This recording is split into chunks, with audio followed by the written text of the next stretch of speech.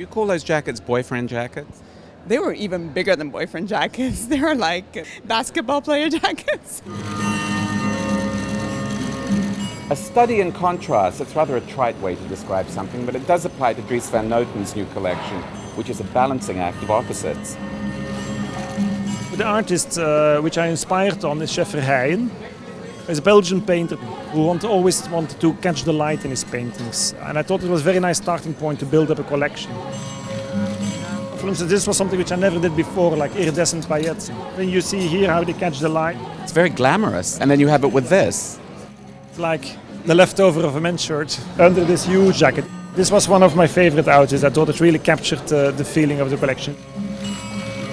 I loved the kind of subtleties, especially in the gradiated pieces. I just thought they were really delicate and really soft. So this is a print, and afterwards we started to bleach it away. But what for me was the most fascinating part is that you have here really that kind of leftover of the print, which for me is even more beautiful than this. It was a kind of consolidating collection, it felt like to me. No, I mean, Dries is always a little bit dreamy in my eyes, and I think that played perfectly into that. I think the palette was incredible. I feel as though this has become a trait for Dries, breaking up these two worlds of casual and overdressed, but to make it cool, to make it come off the runway in a young, amazing way. He broke it up with those oversized blazers and the jeans. It gave it that kind of like incredible emancipated woman look that I love.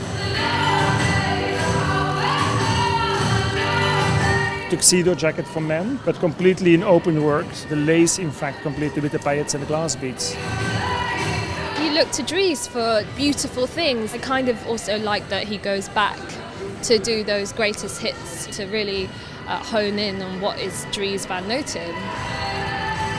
There's also a 70s vibe about it, which I like also. It is kind of that slightly decadent, maybe. They started really to layer all the different paillettes to make like 3D flowers. It's got quite a lot of sort of a 30s or 40s glamour in it as well, which is also very 70s. I really wanted to have that woman because it's a woman who's not afraid of her elegance.